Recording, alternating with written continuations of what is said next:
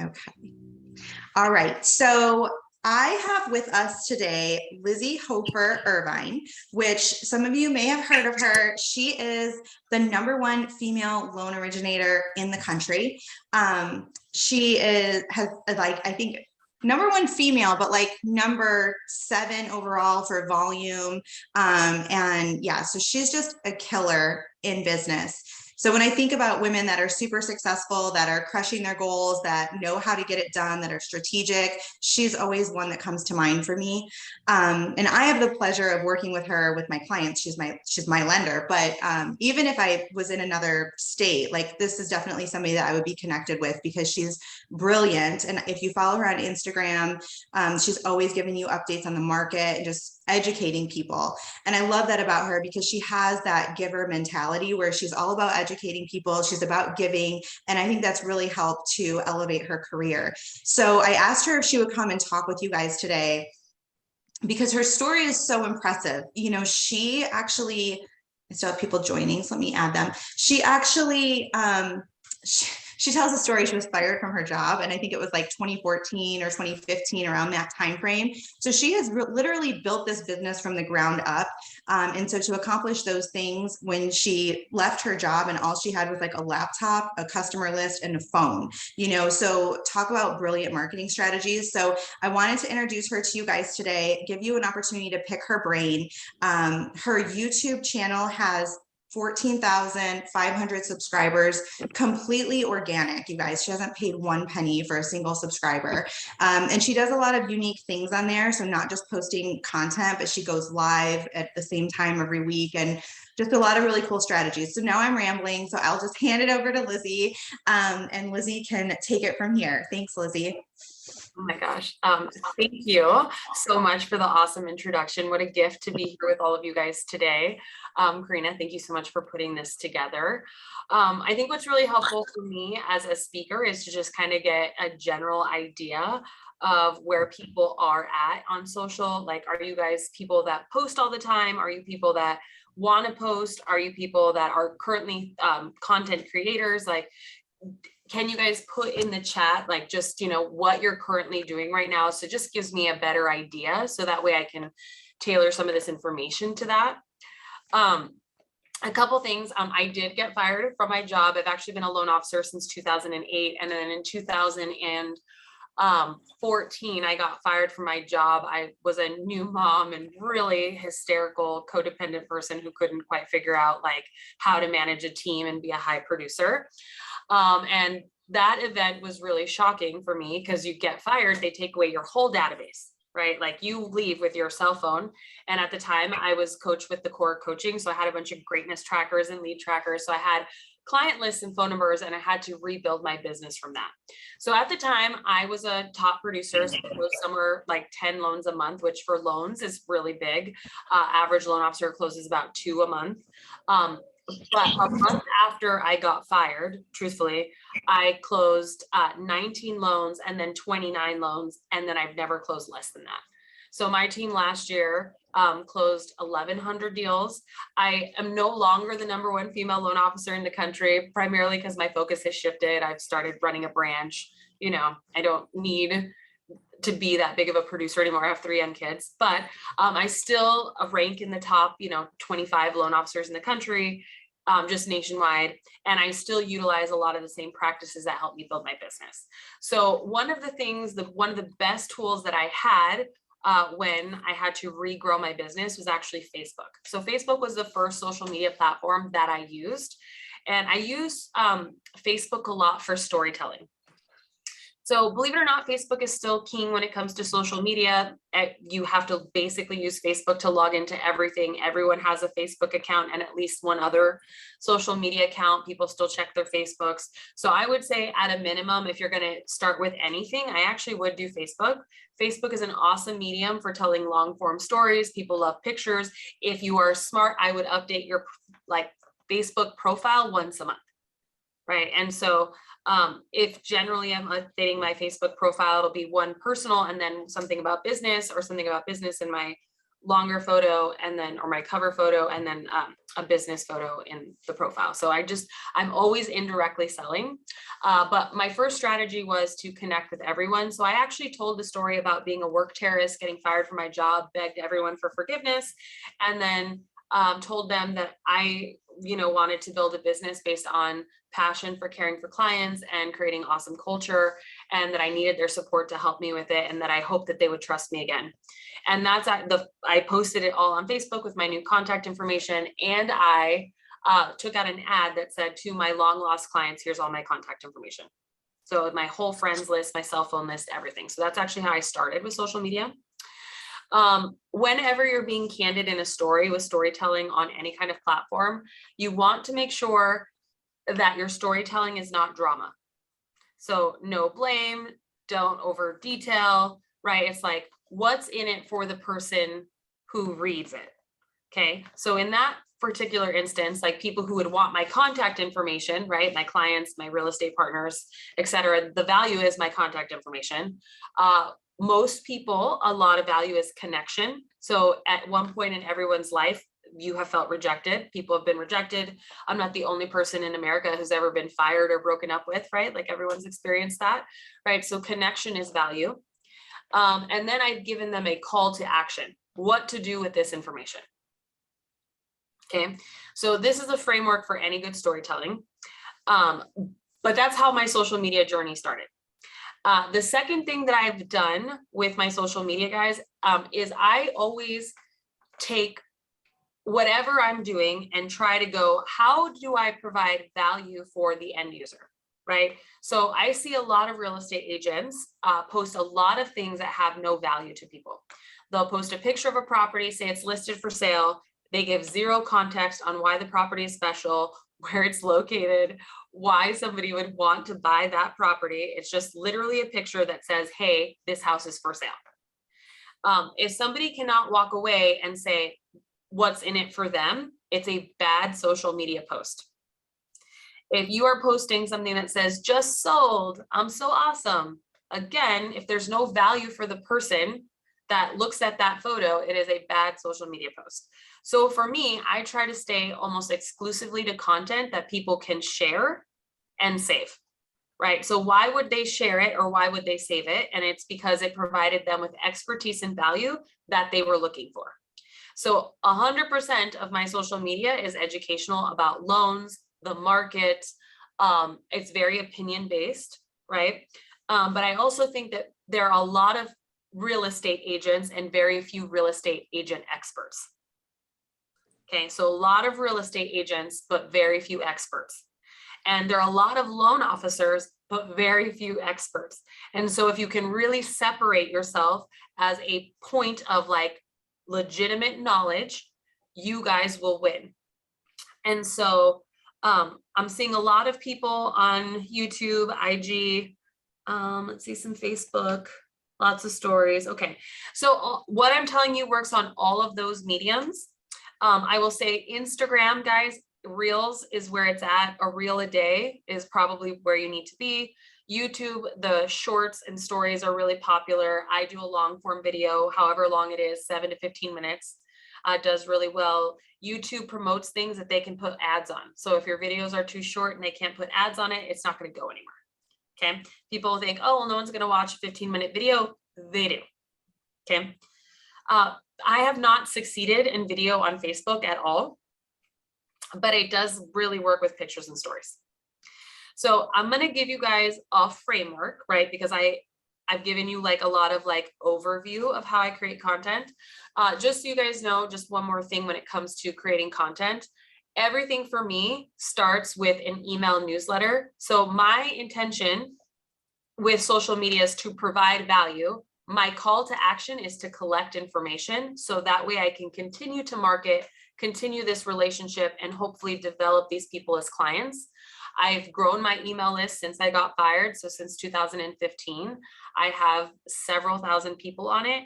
And every year it produces at minimum like 200 to 300 closed deals a year. Okay, so this is a long time growing this email list, but like anyone would have a stellar career. Any real estate agent I know would be super excited to close 200 deals a year. on just their email list. So this is one of the big mistakes I see that most marketers make, is that they have no way of collecting information and continuing that conversation like outside of the social media profile. Like if your Instagram gets hacked, right, people still need to be able to contact you, right?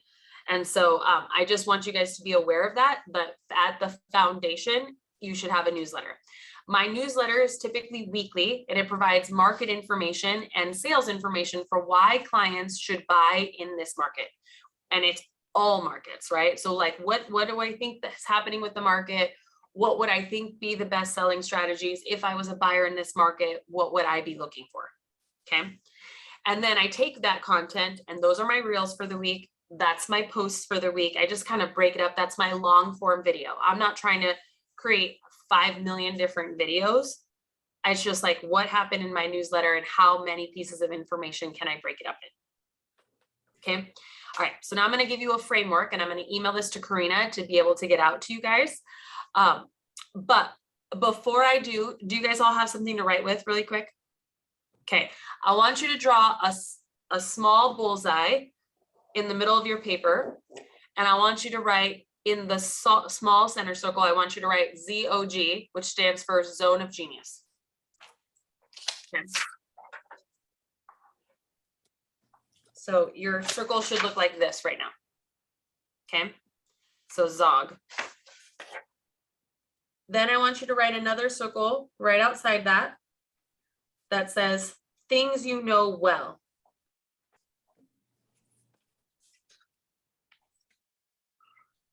Okay.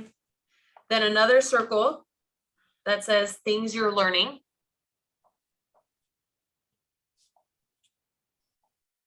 Okay. And then on the outside, I want you to write don't know, don't care, don't really care. Okay. Now, if you look at that, right, you will see your zone of genius is way smaller than everybody else's interest in the world. Okay. So you can tell it's your zone of genius if, let's say, you were hearing a conversation at a table nearby and you're hearing somebody say something wrong and you have like the itch to correct them. You're like, no, that's my most favorite thing in the world. You got it wrong. Right. Or you just can't wait to talk about it. You listen to podcasts on it. It's like your favorite book to read. Like that's your zone of genius. You're just so excited to talk about it. Okay. For me, that's personal development. Like I love anything personal development. I'm like super into Buddhist principles right now. So like if that was like, if I was sitting next to you, I would be wanting to talk about that. Okay. Now the things you know well should be real estate. So we're just going to take that one up and just make that real estate. Okay. Things you are learning. Okay. Mine is personal finance. I'm always studying personal finance. But what are you currently learning? And if you're not currently learning something, this should be an aha moment, guys.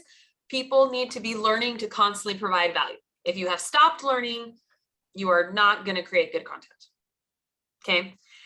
So what happens to most of us is that we see things online that other real estate people are doing, other people that we think are successful are doing.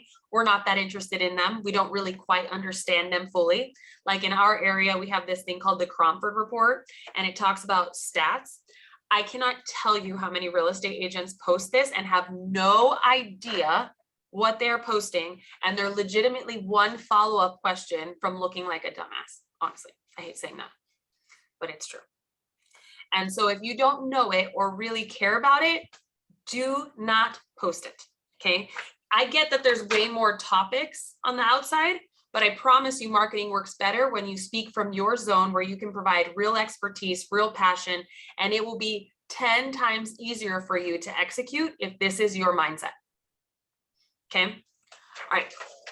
So now let's get into the endless content framework. All right. So when I am creating content for the week, can you guys see my screen? Does it say A, B, and C? Yeah. Okay, cool. So when I'm creating content, I'm always looking for what voice I'm speaking at. Okay. So I am a very direct speaker and I'm sarcastic. When people hear me, I want them to see me as their coach or I want them to see me as their big sister or their mom, someone who's going to tell them what to do, right? Like if you have a bad relationship with your mom, I want you to see me as your coach. If you love your mom, I want you to see me as your mom. But this is the voice that I bring to my social media. Okay. Everyone has a sales persona. You have to know who yours is, because if you ever give your social media up to someone else, they have to learn to talk like you. The worst is when you've been putting out a bunch of content and then you can totally tell when somebody is switched to an assistant. Okay. So know your voice.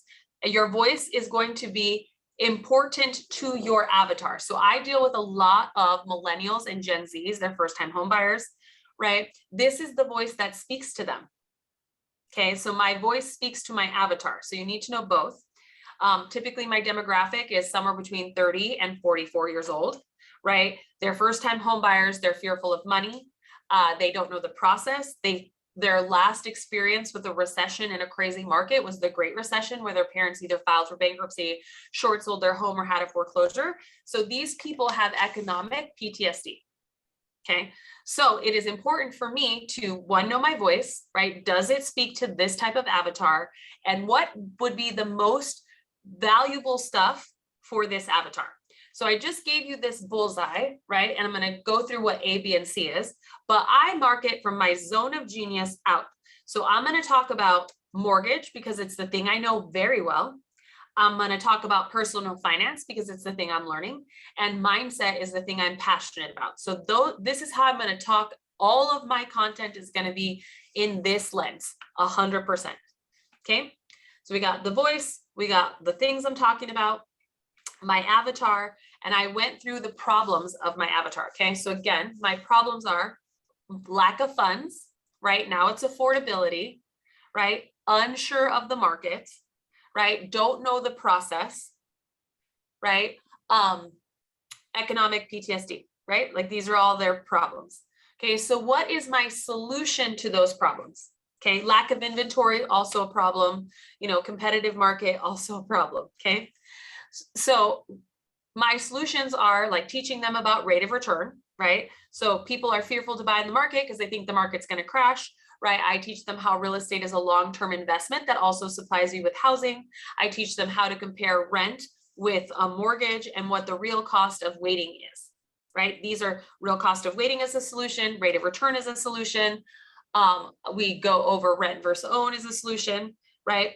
A lot of people have never budgeted before. I created a thing called Smart Sense, which is a smart step budget guide to teach people if they can afford a home, yes or no.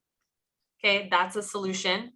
I have a do's and don'ts checklist, right? Another solution. A lot of these are downloadable, again, because I always try to collect emails, right? But these are all solutions that are my opinions, right? Like I tell people that they should, you know, safely be able to afford a home, like 30 to 50% of their net take home income, depending on their disposable income, right? Someone might completely disagree with that, but it's my reference point. It's what I'm saying works. Other thing is I give people market updates on what I think is happening with interest rates, what I think is happening with the future of real estate, and people just want to know that information. Okay, so that's how I do it. So then when I'm coming up with content, right, I will take A and B, one problem, one solution. Okay, or I'll take B and C, one problem, one solution. And then my call to action, right? And that's how it works every single time. So for example, I would take mortgage mindset. Problem is, you know, fear of the market dropping. And then I would do like rate of return, like calculation, right? And then my call to action would be like download this thing so that you can, or, you know, see your zip code appreciation for your area or whatever, like something like that. That would be mine. Okay, and you can see examples of this framework if you go to Lizzie Irvine on Instagram. Instagram's the easiest platform to be able to like see a framework and look at posts, but you can examine them. And I literally use this every single time. And you can, I mean, it's endless the amount of combinations in this. And guys, don't be afraid to repeat yourself. Just so you know, the algorithm will show people 2% of the content that's on there. They have to see it 8 times to even be able to comprehend what you're saying. And then you have to like talk to them for another like year to 2 years before they're like, oh yeah, that's the girl. So just you've done the video like 12 different times, does not matter. They don't see it as much as you think they do. Okay, so I'm going to email this framework over to Karina, and then she will get this to you guys. And then I'm happy to take some questions. That's awesome, Lizzie. Thank you for sharing like how you come up with your content. You mentioned that you like to do the longer style YouTube formats. And I know everyone's like crazy about the reels. You've started doing a lot more reels, I'm noticing. So are you uploading your reels on YouTube, or are you just sticking with like the longer format? You just really believe in that longer format? Next month, I'm starting with uploading to YouTube the reels, and I'm going to do a lot more shorter stories. I did end up hiring a company to help me with my social media because I'm really trying to really make a concerted effort to work less hours. And so some of this just has to go. So we will be doing that. I really like longer form videos because I think that people that go onto YouTube are wanting to see an actual video. Like when you're scrolling on Instagram, guys, most of the time you're just trying to scroll, and if something catches your attention, you'll watch it. But if you're on YouTube, you are going to seek out information and you're going to want expert advice. And that video, I mean, I've never been able to give expert advice in less than like 15 minutes. I don't know. Yeah. Christy just posted a question in the chat. Sorry. About short form to direct people. So YouTube, like, are you directing people through your short form? Yeah, so I direct people all the time to sign up for my newsletter, like all the time. It's like always there. And that's like, if you're putting out a bunch of content and you have no call to action to gather information, you're just missing out on the lowest hanging fruit. I promise. People fill it out without you even knowing. The clients that I have my link to the online application and the newsletter, and the clients that actually fill that out are the most loyal people ever. Oh yeah, if you have a podcast, Simona, absolutely put it on podcast. I would hire somebody from Fiverr to make a bunch of reels out of it. I would try to maximize the number of content posts that you can get per things that you're doing. Like it doesn't have to be all original content. If you're doing one podcast, a podcast like, I don't know, I mean, 30 minutes to an hour, you could have so many different sound bites. If you go on to like the best podcast, like I like, why can't I think of Impact Theory? Impact Theory is like a really good one where the guy like Tom Bilyeu, he like has his long form show and then he breaks up the snippets into shorter videos, and then he'll have 6 videos out of one long form content. So absolutely do that. So my name, guys, if you look, is Lizzie Hofer. So it's 1 Z. And then HOEFFER. If you put that into YouTube, you'll find my channel. It's Lizzie Irvine on Instagram, because that's my married last name. So if you guys want to find me on there, like you guys can follow me, and then I would really look at all the posts and really try to break them down. And guys, like the most popular ones that I have right now, hold on one second, because I do want you guys, because we just, like we did batch content. I put out a ton of different content for 30 days. And now we've seen what really, really performed well.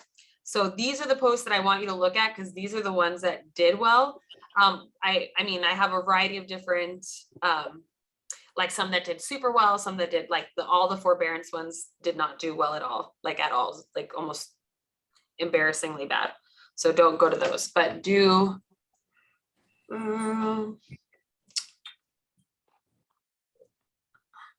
yeah, do the one that says, that looks like this.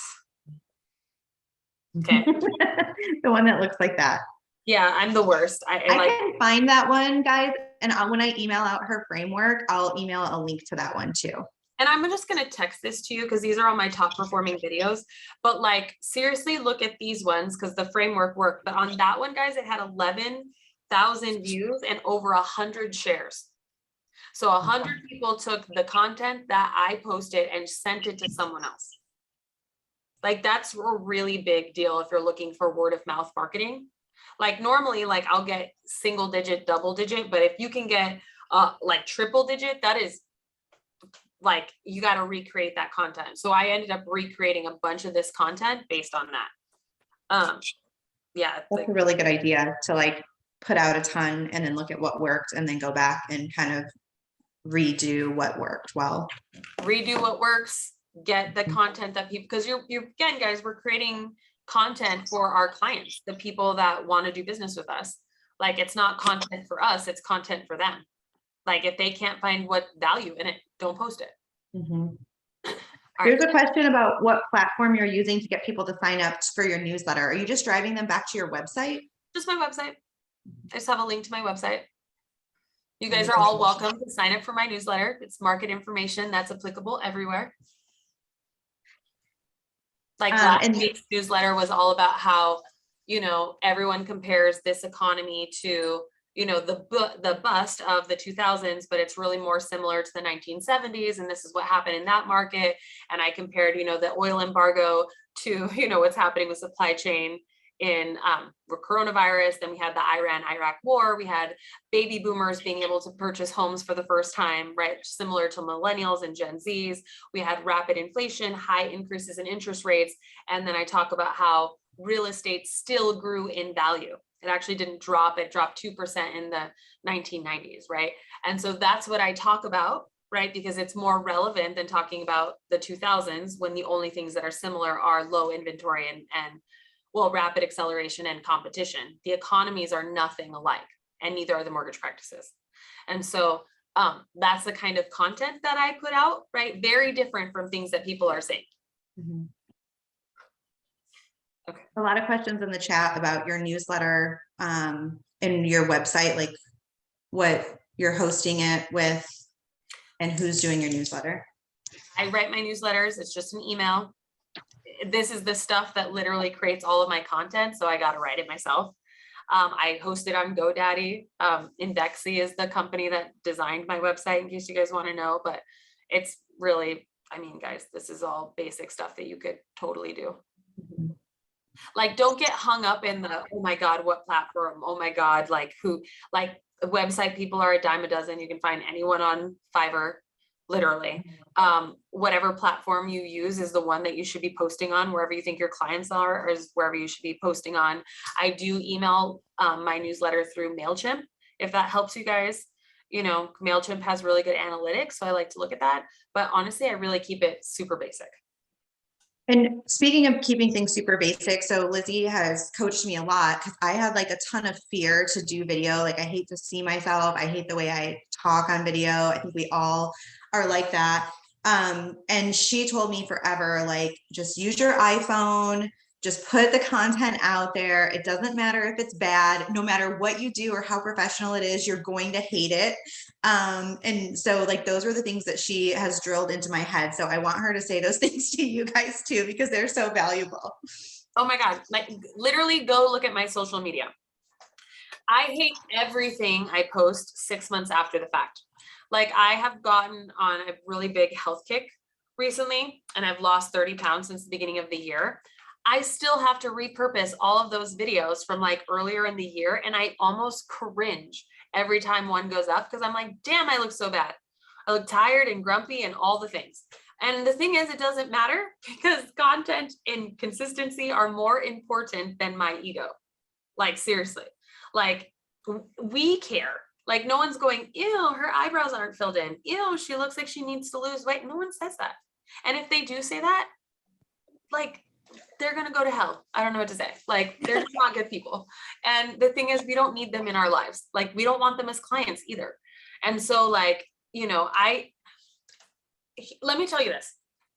2 weeks ago, I literally had the most embarrassing thing happen to me in my entire life on social media. I am in the process of being separated from my husband. He used to do all of my lives and all of my long form videos. And I had hired a company to help me do this thing. And they just had no idea what they were doing. No idea what they were doing, to the point where I was like 5 minutes late for the live. And I was like, you guys, I am so stressed out.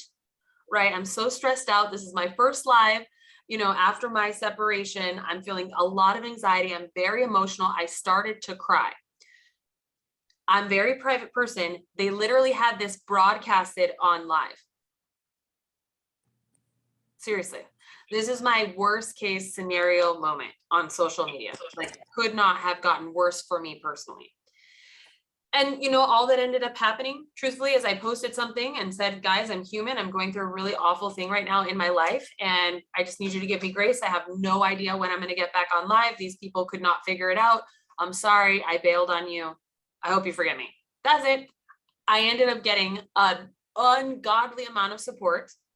Like, people sent flowers, gifts.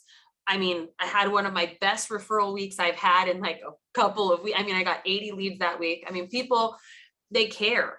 And that's my most embarrassing thing that could have possibly happened to me on social media happened, and I did better in business. Like, there's not one thing that you cannot recover from: a stutter, a booger, like nothing you can't recover from, nothing, unless you lie or cheat, and that's a different story. But if you're being authentic, providing value, showing up consistently, your brands will win. People will love you. They'll see a ton of value for it. And it does not need to be perfect. It just has to get done. And so I promise you, there's not anything that will happen on social media that will kill you. It just honestly will make you way more resilient. Like, now I know basically anything can happen to me and I will survive it on social media. Like, I have almost no fear now of what will happen on social media.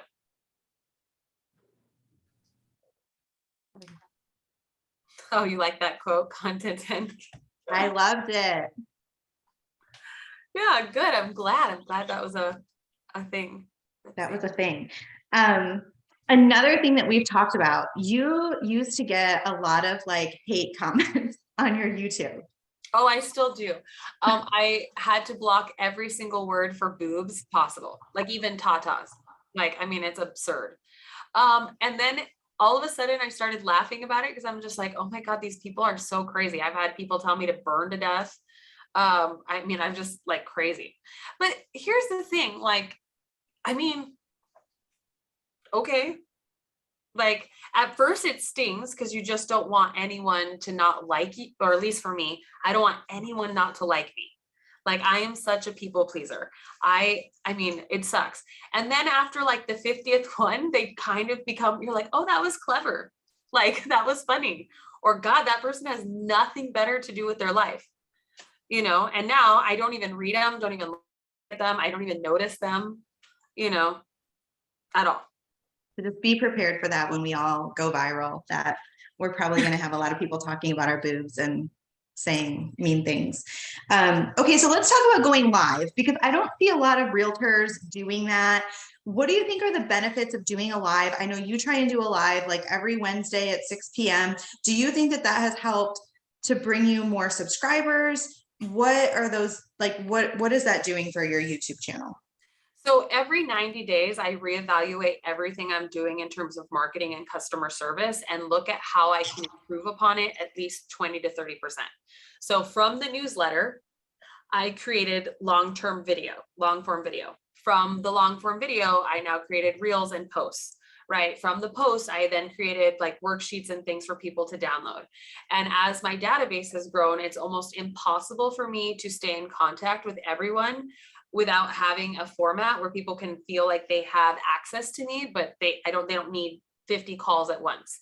So it actually just became like, hey guys, for my first time home buyers, I'm going to do this live. If you have questions about your home loan process, about your home loan specifically, like, jump on this live. I'm going to answer them all for everyone. And so I just invite everyone. I have normally between 50 to 100 people that show up every single time. And I email it out to my real estate agents and my clients. And it just makes it easier for me to answer all those questions. It also makes it easier for me to have reels because people will ask a specific question. It'll be great. I can post the question plus do the reel. And it, like, again, makes it easier for me to put out content. So I think it's intimidating for people to do a live. Every time I go on, I'm a little bit nervous, and you can't, like, sometimes I'm like really exhausted and I'm like, I don't even know what I just said. And you can't like really take it back because it's live and you're like, well, I had temporary insanity with that one. Give me a second. Let me drink some water. Let me re-answer that. And then you just go on. But I do think that it's super helpful. People love it. They get consistent. It's an easy thing to be like, oh my God, if you want to know, this girl does this live. Like, if you want to check her out, this is what she's about, I do YouTube lives. Facebook for me has just never been great for video. Like I've never had great luck on Facebook. I think Instagram live is pretty good too, but YouTube for me is the easiest platform. It's where it's at. It's where most of my people are at. Like I have 14,000 versus like, I don't know, almost 6,000. So it's like, you know, it's just easier for me to get more people on YouTube. Also, How did you, you can oh, be I'm on sorry. live without, like you don't need a YouTube account to be on my live. How did you get your YouTube to 14,000? Like I just started my page and I have like 6. Like what, how do you build momentum there? So you have to do searchable content. So YouTube is owned by Google. And so if you can't Google it, like you'll never find it. So a lot of people try to be really clever with their titles, but it's really like, if you go to mine, they're so basic. It's like, what's the difference between APR and interest? Or how do you read your loan documents? What's a closing disclosure? Like things people would Google, truthfully. And so Ask the Public is a really good website reference for like what people search in Google. That's what I would do. And it took me 23 videos, guys, before I ever got any momentum. So I had to basically do one video for like half a year without any traction before I started getting a little bit of traction. And I mean, I've been doing YouTube now for like 3 or 4 years and I'm barely at 14,000. Also because like I got coronavirus and then now this whole thing that I'm going through right now has made me be really inconsistent, but yeah, so. But that's good to know, like 23 videos before you started to see momentum. So it really comes down to like just continuing to do it even when you're not seeing results and just continuing to push out content. Yes, totally. Okay, we have some questions in the chat. Do you promote when you're going live? Yes, she does. I can answer that. Yeah, I email blast my people and then I post it on socials. Yeah, so here's the thing with Facebook, guys. I don't friend everyone and I defriend people every day because you are limited to 5,000, but I have a public profile so anyone can feel they can follow me. So if you look, I have about 1,700 followers on Facebook that are not my friends, and I try to keep my friends list under 5,000. I mean, I don't know that you necessarily, I only friend people I legitimately know and in relationship with. I don't just friend people because they want to be friends with me. This is like an extension of my database. And so for me, it is super important to only have people I'm legitimately in relationship with. And that, like, honestly, what's hard about business boundaries is that it hurts some people's feelings, but ultimately the things that pay the bank, like the bills or the things that you make money on, are like knowing exactly who you're targeting, being super focused, being super consistent with those people. And you don't want to muddy it up with a bunch of people who aren't doing business with you. I know that's like a tough one. All right. Who's the social media company that you hired? I hired a consulting company called AAM. I have an app coming out called Smart Sense, which is about home buyer budgeting, right? Which allows like realtors and loan officers to help clients set goals for making big purchases like a house. So I hired a company to grow my national brand because it helps this. I don't know that as a real estate agent, you need to hire anyone because they're like $10,000 a month. Okay. Like I'm investing in a national brand. And like, I mean, you guys didn't follow me before, but like, I mean, I posted 3 to 5 times a week. I am posting like all day, every day. Like if you miss my like you couldn't possibly miss my social media if you were in Phoenix. Like it's just, so I don't know that you guys need that unless you guys really want that kind of exposure. What other questions do you guys have about YouTube and video? And keep in mind, Lizzie has done extensive video with her soon-to-be ex-husband had a video company, like that's what he did, right? So she has a lot of experience with like equipment and like she's had a podcast, she's had all those things that we are seeing out there. So any questions you guys have that are specific? to those types of things, like creating it, that kind of stuff.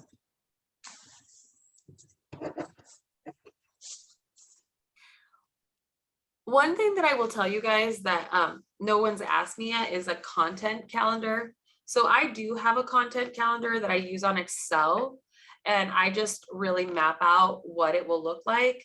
The company that I'm using uses a thing called Plannable, right? Which is so I can see it all and look at it and make edits to it. So I do recommend like trying to get at least a week to 2 weeks, if not 30 days, if like advanced content, and it will make it easier.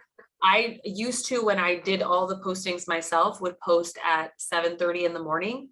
I find that people wake up to their phones, and for me, it was just the easiest time. And if I didn't post at that time, chances are it didn't get done. So again, what's easiest for you to be consistent is the best time you guys should post. Do I time block and change outfits? Yeah. So I time blocked Tuesday morning. I was here from 7:30 to like noon recording. I'd recorded 20 reels. Those are all my outfit changes. I still owe 10 reels to them. I need to do 30 reels. So I still have to figure out content for 10 more reels that I got to send to them. But that, yes. So I change clothes, do all the stuff. You know, I never used to. I don't even know if that matters. I never used to. This was a suggestion of the marketing company, so I did it. But I don't know. I don't know if that matters. So where do I store all? Dropbox and is basically where I do. And I mentioned that my email newsletter provides a lead for future content. Some people recap their email. I mean, honestly, on Sundays, I look at what happened in the marketplace, and that's what I write my newsletter on.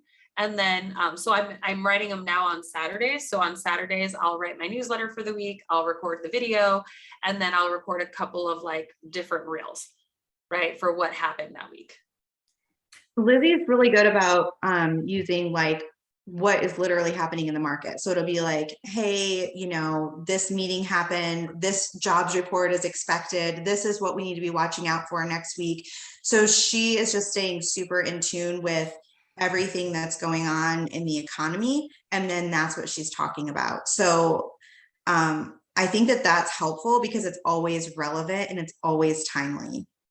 Yeah. So like there's this one headline, right, that says pending home sales fall for the sixth straight month, right? And so I'll do this one on TikTok. So I'll put this title behind me and TikTok, and I'll be like, well, what does this mean? Well, guys, every economist said that we should not expect to see the volume of transactions that were done in COVID forever. It was not an indefinite number. It was a temporary time period. This is all to be expected. It makes for sensational news, right? Because it catches our attention. But no, guys, the market is not crashing. We only have 8,000 listings. We need to be at 23,000 listings for it to be even considered a like balanced market. So a long way to go, guys. I will keep you updated if this is really a thing. And if you have any questions, post in the comments below or join me on my next week's live. It's literally what the video would be. Since you just mentioned TikTok, I have a question as far as how to, the part that where you can write sort of a title in your hashtags, how you want to do that so that it's searchable. Like, what do you want to put a title? How many hashtags do you want? What do you do so that people find it? I generally there's like, if you Google this, again, ask public, there's like hashtag places or like apps that'll tell you what's the most searched topics for things, you know. I just got on TikTok. Honestly, I don't understand the format that well, but I do know that on Instagram and on YouTube, they allow you to post like an article in the background. That is like my highest performing videos. So I know that people really like that thing. And so that's why I'm trying to just recreate it, you know? Mm-hmm. Yeah. And I'm newer to TikTok, so I'm still trying to figure out how you want to do the title and the hashtags. Or in Instagram, because I know they let you use more hashtags than Facebook, I hear. Do you have sort of a minimum and maximum number that you put? No, I don't know that hashtags are as important, truthfully, as just being consistent and posting and having like the subtitles in, like whenever you post something on Instagram or Facebook, the picture or the caption that's in like the words has to be enough to stop someone's scroll. Mhm. Like that's really the thing that's most important. So like, but like the hashtags that I'm using right now, like, hold on, let me read it, because they are the ones that are like the most popular for real estate, So let me tell you what they are right now. And I don't know that we have like a minimum, just so you know. So I don't know. And then we're always posting them in the comments versus like the actual caption itself. So You post them in the comments instead of the caption, you said? the comments and not the caption. How Yes. come? Because we noticed that we had a drop in reach when it was in the caption. So if it looks like it's in the comments, right, it just is helping them perform better. Is that just for TikTok? No, that's for Instagram. Okay. Actually. So that means don't put the hashtags when you're writing whatever you're writing about it, right? I think that at least from what I could see, it was lowering my reach. Huh. So, and I think it's because like on these platforms, you have to remember that they are monetized. And so if you're constantly selling in your captions, I do think that they want you to be paying for it. So I that's more what I'm thinking, but I mean, obviously I don't, So that means in the caption, you just would do a little blurb about whatever it's about and then not do any hashtags there. And then you come down to the comment and do your hashtag there. Absolutely. Okay. Yeah. And you guys will be, and you know what's great about all of this content, guys, is that it has dual purposes. So some of you guys who are wanting to grow teams, just so you know, this is also where newer agents look for guidance. So newer agents are always looking for who knows what. Like I get constantly hit up with like, oh, I'm a new loan officer. How do I do this? Or like, there's always people that I could easily recruit to my branch or to my company because they follow my social media. So just know that there's dual purposes with this too. And did you say you had some of the top real estate hashtags? I did. So I just texted you for. Hold on, Karina, I didn't go through. Hold on a second. Okay. Okay. But Yeah, I'll send that to you guys.